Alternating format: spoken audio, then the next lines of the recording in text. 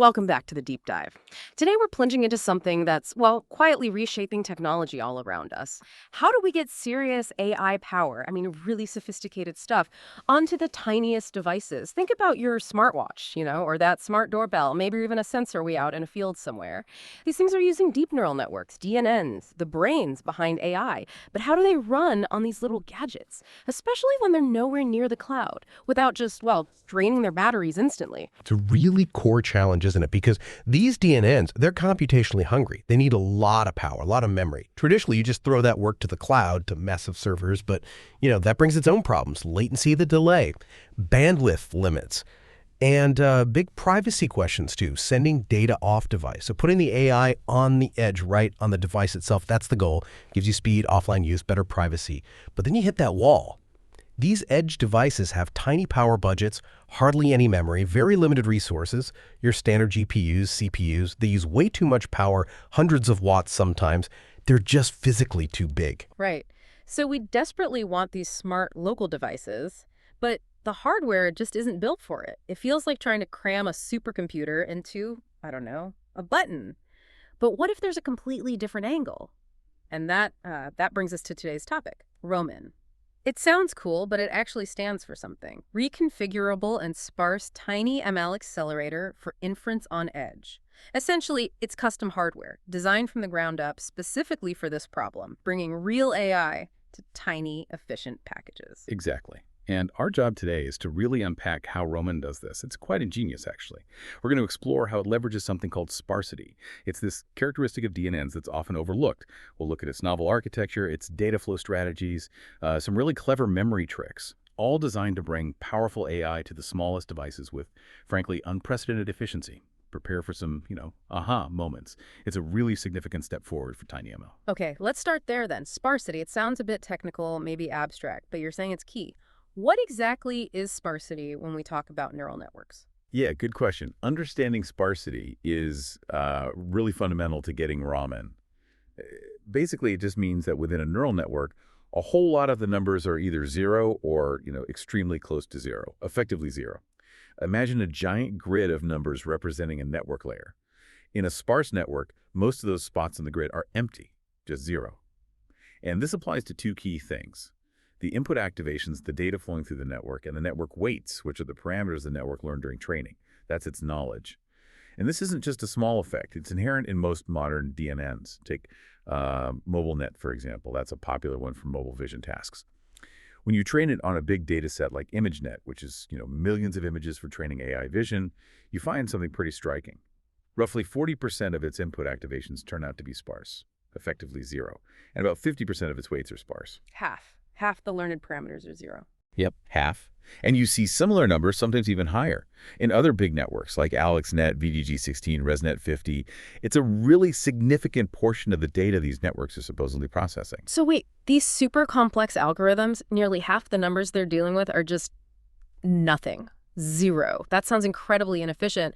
Like if the hardware is still churning away, processing those zeros is like doing math problems where half the numbers are zero, you're wasting energy, right? You've nailed it. That's the core problem. These zeros lead to what we call ineffectual zero computations.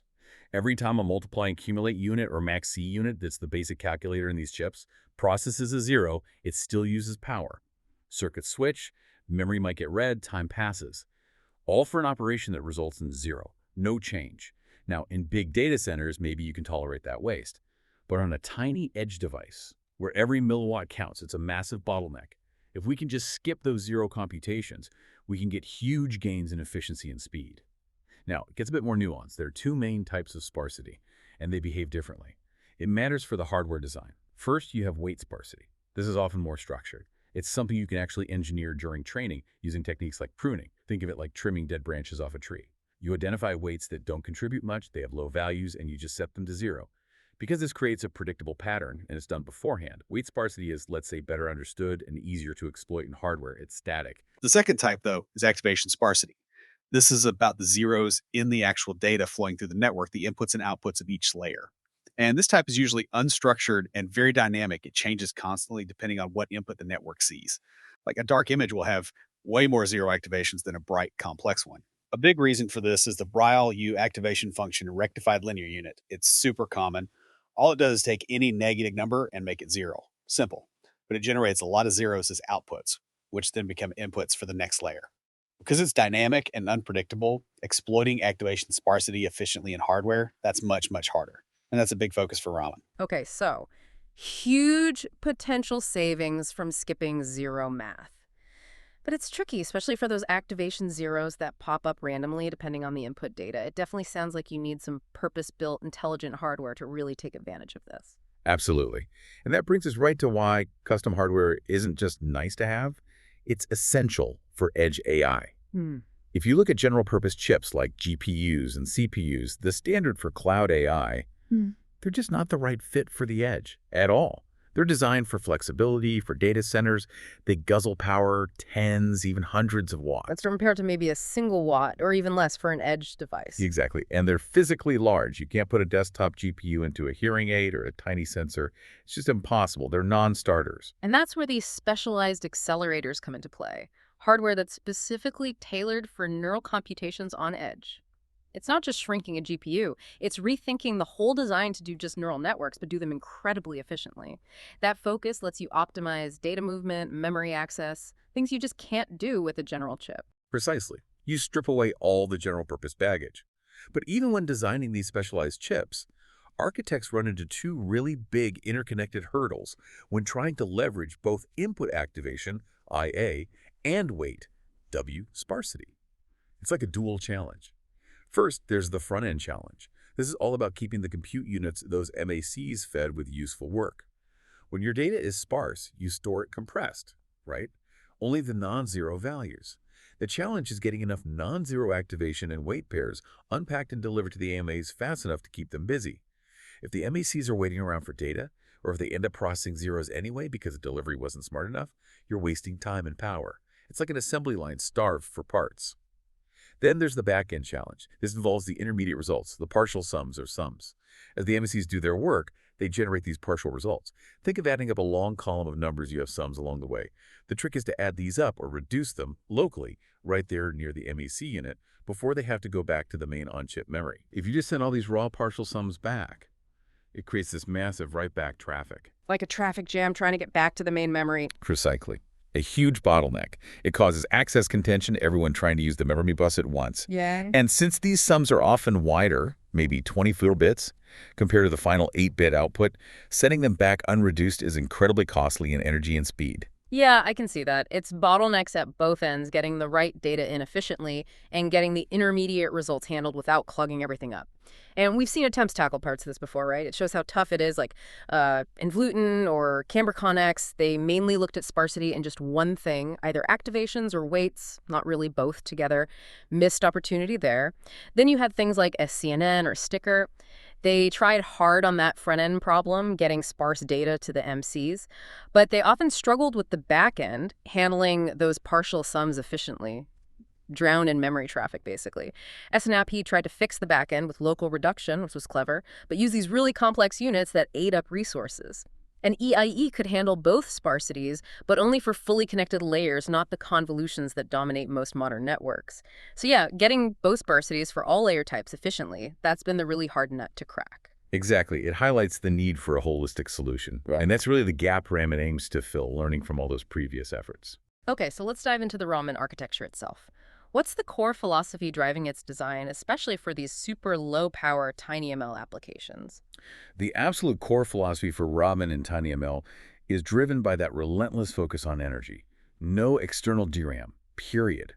Raman relies entirely on on-chip static RAM for storing everything. The model weights, the activations, all of it. This sounds maybe like a technical detail, but it's huge. Accessing off-chip DRAM, even efficient DRAM, uses orders of magnitude more energy than doing math on the chip, or even accessing on-chip's RAM. We're talking maybe 100, sometimes even 1,000 times more energy per access. That's a massive power drain. Wow, that is a big deal. For you listening, think about it. If your tiny camera sensor had to constantly reach out to a separate power-hungry memory chip for data, its battery wouldn't last long at all. By keeping everything on the main chip, Raman cuts out one of the biggest energy sinks. But that must mean the AI models themselves have to be squeezed down, right, to fit into that limited on-chips RAM. Absolutely. That constraint forces a really tight integration between the hardware design and the software, the neural network model itself. It means you need clever model optimization techniques like specialized pruning just to get capable networks like mobile nets to fit within that SRAM budget. It's true co-design. Fascinating. Okay, so with that on-chip-only philosophy clear, let's break down the key features. Mhm. What makes RAMAN stand out? What are the big innovations? All right. RAMAN brings several key things to the table. First, and maybe most importantly, it's built from the ground up to exploit both input activation and weight sparsity simultaneously. This isn't just about storing them compressed. It actively uses sparsity during computation to skip unnecessary work, boosting both throughput and energy efficiency. That tool focus is a big differentiator. Second, it's highly programmable and flexible. It's not locked into one type of network. It can handle standard CNNs, those separable convolutions like depthwise, DW, and pointwise, PW, pooling layers, fully connected FC layers, the whole toolkit. And crucially, it has its own instruction memory and instruction set. This means you can reconfigure it for different network designs without having to redo the hardware layout, like you would with a typical FPGA redesign. So it's more like loading new software onto specialized hardware. Kind of, yeah. It makes deploying new or updated models much faster and cheaper. Third, it uses a novel data flow, especially for the heavy-lifting pointwise layers, inspired by something called Gustafson's algorithm for sparse matrix math. The whole point is to minimize how much data needs to move around on the chip because moving data costs energy. Fourth, a really clever trick for peak activation memory reduction. We'll get into that, but it drastically cuts down the memory needed for activations. Fifth, something called runtime activation pruning, or AP. This dynamically increases sparsity during inference on the fly. Very cool. And finally, flexible quantization. It can adjust the numerical precision it uses, trading off a tiny bit of accuracy for potentially big savings in storage and speed. Okay, that's a serious list of features. So how does it all fit together? What's the high-level blueprint, the system architecture? You can think of it of three main subsystems working closely together. First, the compute subsystem. This is the engine room. It has a processing element, PE, array in this case, 12 PEs arranged in a 3x4 grid. These PEs do the actual MAXE operations. This subsystem also houses the activation sparsity engine, ASE, the smart handler for activation data, and a post-processing module, PPM, for final steps like activation functions, quantization, pooling, etc. Second, the memory subsystem. This is the on-chip storage we talked about, no DRAM. You've got a main global memory, GLB mem, for weights and activations. Then you have smaller, faster caches for activations and parameters closer to the PEs. And inside each PE, there are tiny, super-fast register files, RFs, for holding intermediate values locally. It's a three-level hierarchy. GLB, mem, cache, basic RFs. And there's memory for those instructions too. And third, the control subsystem. This is the conductor, making sure everything runs smoothly. It manages data flow between the GLB mem and caches, directs traffic between caches and the PEs using a network on chip, no layout, coordinates the PEs, the ASE, the PPM. It ensures all the parts get the right data and controls signals at precisely the right time. It keeps everything synchronized. That sounds incredibly tightly integrated. You highlighted the activation sparsity engine, the ASE. How does it tackle that tricky, unstructured, dynamic activation sparsity? That seems like a big hurdle for earlier designs. The ASE is definitely a key piece of the puzzle for activation sparsity. It actually has two main jobs. First, it uses something called a ping-pong shift register setup. It helps speed up getting data from the global memory into the cache. While one buffer is filling, the other is feeding the PEs. Keeps the data flowing. But its main role is exploiting that activation sparsity, and it does this cleverly using two different strategies depending on the layer type. For layers that aren't super compute heavy, like depth-wise DW convolutions, the ASE uses data gating. If an input activation is 0, the ASE just tells the memory, don't read that 0, and tells the downstream circuits, don't switch for this value. It saves power without adding too much complexity, like turning off a light switch. But for the really compute-intensive layers, like pointwise PW convolutions, the ASE uses 0 skipping. It completely skips the processing cycle for that 0 input. Doesn't just save power, it actually speeds things up, boosts throughput. This hybrid approach lets RAMAN be efficient everywhere, applying the best strategy where it counts most. And is this ASE itself a big power drain? Adding complex logic can sometimes defeat the purpose, right? That's what's really neat. The ASE adds almost negligible overhead. We're talking less than 1% of the logic resources, LUTs, about 3% of the registers, maybe 2% of the memory on the FPGA. So you get these significant sparsity benefits for a tiny, tiny hardware cost. It's very elegant engineering. And a really innovative part of the ASE is the runtime activation pruning, RAP, logic. This is cool because it makes the data even sparser dynamically while the chip is running. Here's the idea, especially for those PW layers. RAMAN looks at input data in blocks, say 3 rows deep. If an entire column in that block is all zeros, the whole column gets skipped, easy win. But RAP goes further. What if a column has only one non-zero activation and the rest are zeros? RAP checks the value of that lone non-zero activation. If it's below a certain threshold, theta threshold set during training based on what's considered significant, RAP just treats it as zero and prunes it, skips it. So it dynamically filters out weak, potentially noisy signals on the fly. Exactly. It provides this runtime knob to trade off a tiny bit of accuracy for more savings. And the impact is noticeable. RAP alone can cut latency by another 12–16%, reduce activation cache access by 8–10%, and cut parameter cache reads by 13–21%. That's a significant extra boost available dynamically. Okay, so the ASC is the smart gatekeeper, prepping the data, skipping zeros, even pruning weak signals. But then the data hits the PEs. What happens inside the actual computational heart? Right, the PE rate 12 of them in a 3x4 grid is where the math happens. Each PE is pretty streamlined. It has an 8-bit multiplier, a 24-bit adder forming the core MSE unit. And critically, addressing that backend challenge, each PE has its own dedicated register file, RF. This is key. It allows for local reduction of those partial sums. Intermediate results stay right there in the PE, get added up, instead of flooding back to the main memory. Huge reduction in traffic and energy. Getting data to and from these PEs is managed by the network on chip, no C. It's not just wires, it's an intelligent interconnect that adapts. It ensures high bandwidth for activations when needed, like in DW layers, or shifts to higher bandwidth for weights if that's what's being reused, like in PW or FC layers. Keeps data flowing efficiently. The PEs also have built-in power saving. They use those signals from the ASC to gate the MA circuits when the input is zero, stopping unnecessary switching. They also support SIMD single instruction, multiple data. Each PE can do 4 MNEs per clock cycle, quadruples the speed and helps reuse data efficiently. And they support variable precision. They can reconfigure their 8-bit paths to handle 2-bit, 4-bit, or 8-bit data.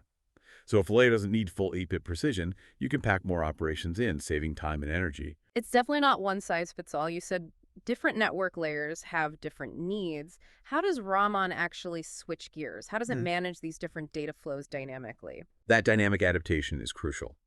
RAMAN uses a hybrid reconfigurable data flow approach, picking the best strategy for each layer type. For depth-wise DW layers, it uses a weight-stationary WS systolic flow. Weights stay put in the PEs, activations stream through, good for reusing activations. Partial sums get reduced spatially across the PEs. Very efficient for DW. For the heavy point-wise PW layers, it uses that novel RAMAN data flow, RD, inspired by Gustafson's algorithm. It can compute small batches of outputs, just 16 at a time. And the magic is, it accumulates the partial sums for those 16 outputs entirely locally within each PE's register file. Only the final, accumulated 8-bit result gets written back to the main memory. This drastically cuts that partial sum write-back traffic we talked about. It's a huge win for PW efficiency. For fully connected FC layers, which are like big matrix multiplications, it uses a 2-level reduction. Sums are reduced first inside the PE, then potentially again at a higher level. Again, goal is minimizing write-back traffic. And for standard convolution, CCO and V layers, RAMAN is smart. If the input only has one channel, M1, it acts like a DW layer and uses the DW data flow. If it has multiple input channels, M1, it switches to the more powerful PW data flow. That's really where it gets fascinating, isn't it? That it's not just fast, but smart about how it's fast. It's choosing the most energy-efficient tool for each specific job within the network. That adaptability must be a huge part of its overall performance edge. It absolutely is. That intelligent flexibility, tailoring the computation to the layer's characteristics, is fundamental to how RAMAN achieves such high efficiency compared to more rigid designs. Okay, let's talk memory. We know edge devices are starved for memory, and RAMAN commits to only using on-chip SRAM. How does it possibly fit complex models? How does it become this memory master? Seems like sorcery is needed. It does feel a bit like magic, but it's clever engineering. One key technique is peak activation memory reduction.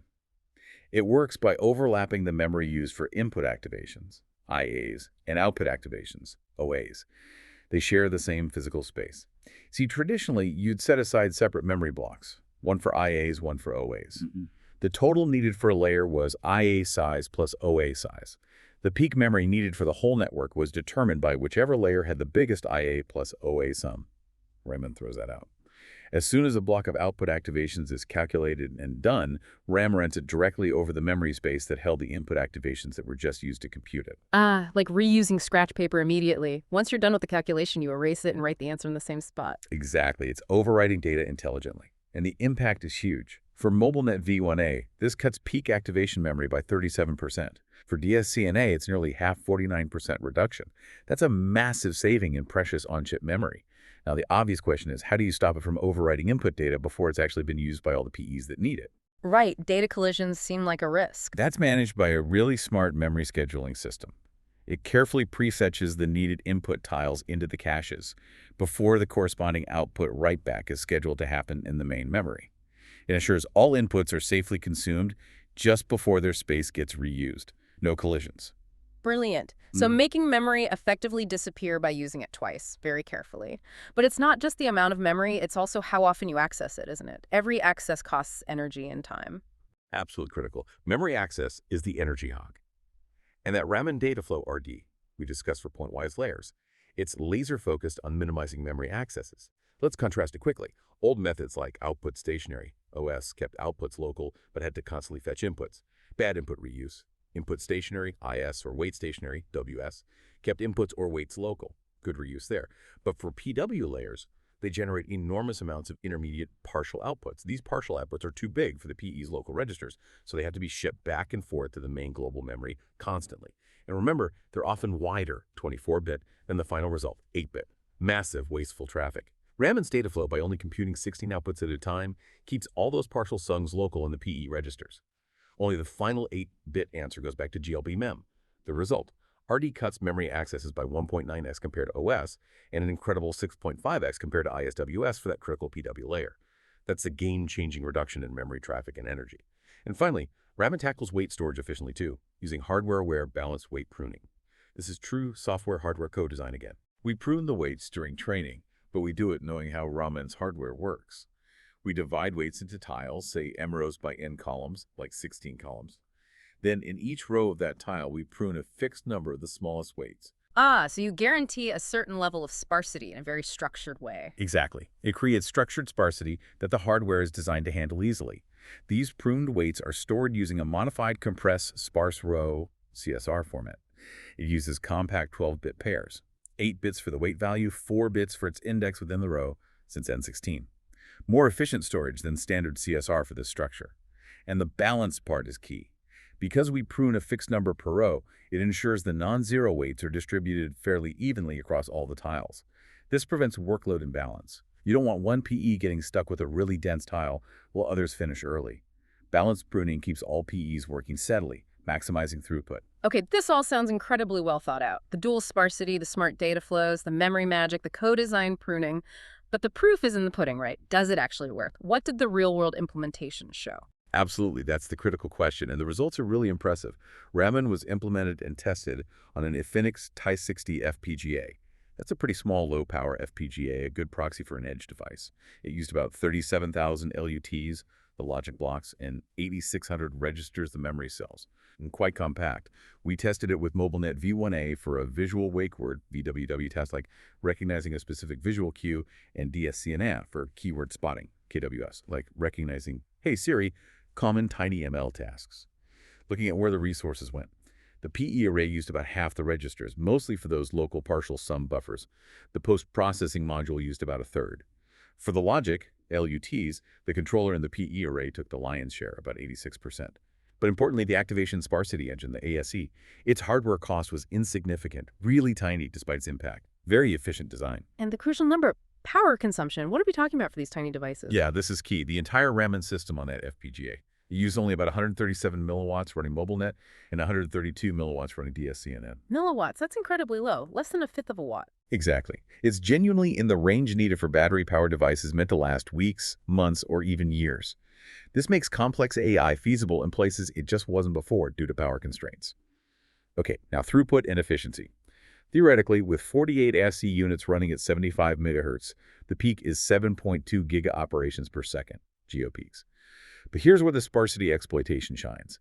Because RAMAN actively skips zero operations, its effective throughput is much higher. It achieved 13.5 GOPs for MobileNet and 10.5 GOPs for DSCNN. It's effectively doing almost double the useful work per second that its theoretical peak suggests. By just not doing the useless work. Precisely. And the energy efficiency numbers are fantastic. 98.5 GOPs per watt for MobileNet and nearly 80 GOPs per watt for DSCNN. To put that in perspective for you listening, that translates to over 2,300 inferences per joule for MobileNet and over 6,600 inferences per joule for DSCNN. That's thousands of AI decisions using roughly the energy it takes to lift an apple 1 meter. And the MX units are kept busy. Overall utilization was 78%. It was lower for the simpler DW layers, 59%, but hit 86% for the critical PW layers. And there's potential to push that PW utilization close to 97% with further tweaks like double buffering. The compute engine is working hard. So let's translate that. All this focus on sparsity, clever flows, memory. What does it actually mean for you, the user, or the person building these devices? How does it feel different? The benefits are very real and impact key things you care about. First, latency. How fast does it respond?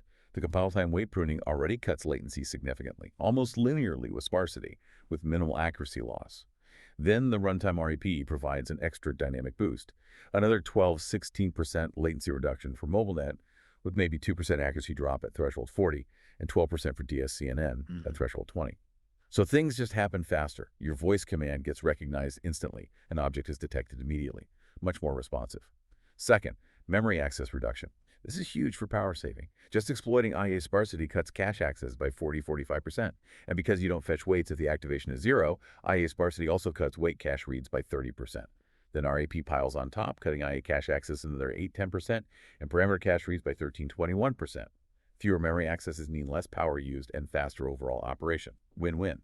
And finally, storage reduction. That IAOA overlapping and the efficient weight pruning mean the models take up less space. You need less on-chip memory, which can mean smaller, cheaper chips, or it means you can fit a more complex, capable AI model into the same memory budget, more intelligence in the same package. That's a compelling package of benefits, but the tiny ML space is getting crowded. Lots of research, lots of companies trying to solve this. How does RAMAN really stack up against the competition? What's its unique edge? Good question. It's important to compare. RAMAN really shows notable superiority in key metrics. Many prior works, as we discussed, might focus on just weight sparsity or just activation sparsity. Or they might save power but not really improve latency much because they gate data but don't skip cycles. RAMAN's big advantage is its holistic approach. It optimizes both power and latency by actively gating and skipping cycles for both activations and weights across different layer types. This comprehensive dual sparsity approach, combined with the novel data flow and memory tricks, really sets it apart. When you look at benchmarks like MLPerf Tiny, RAMAN performs exceptionally well in energy efficiency and latency compared to many published results. And crucially, this performance doesn't sacrifice quality. Even with aggressive pruning, the models running on RAMAN meet the MLPerf accuracy targets like 80% for visual wake word, 90% for keyword spotting. It delivers efficient and reliable AI. The hardware-aware pruning also drastically reduces the model storage footprint compared to baseline models. Plus, it uses the underlying FPGA resources very efficiently. LUTs, registers, and DSP blocks, even when you normalize for different types of FPGAs. It's just a very lean, powerful, and well-rounded solution for the edge. Hashtag outro. Wow. Okay, this has been a fantastic deep dive. So pulling it all together, RAMAN isn't just another accelerator. It's this highly reconfigurable, sparse-aware engine that tackles both weight and activation sparsity head-on. It uses that novel Gustafson-inspired data flow, clever memory overlapping, dynamic runtime pruning, and adaptive processing to achieve really remarkable efficiency. And crucially, these aren't just ideas. The real-world FPGA results show it delivers significant gains in performance, power, and memory usage. Exactly. And for you, the listener, what this really means is pushing the envelope of TinyML. It allows more sophisticated AI things previously only possible in the cloud to run on smaller, cheaper, lower-power devices right in your hand or in your environment. Think about truly instant, totally private voice assistants that never send your voice off device. Complex scene understanding happening right on a tiny camera sensor, no connection needed. Smart gadgets that last for months or years on a coin cell battery. RAMAN helps unlock that future where intelligence isn't just in the cloud, but it's everywhere, embedded efficiently and seamlessly into the world around us. That really is a profound shift. So let's leave you with a final thought. Imagine a world where almost everything, every sensor, every object has this kind of self-sufficient AI embedded within it, making smart decisions locally, instantly, using minimal energy. What completely new possibilities open up when the edge isn't just a sensor, but a truly intelligent, autonomous entity, and the cloud bottleneck disappears. It's a future RAMAN is actively helping to create, changing how we interact with technology at a fundamental level.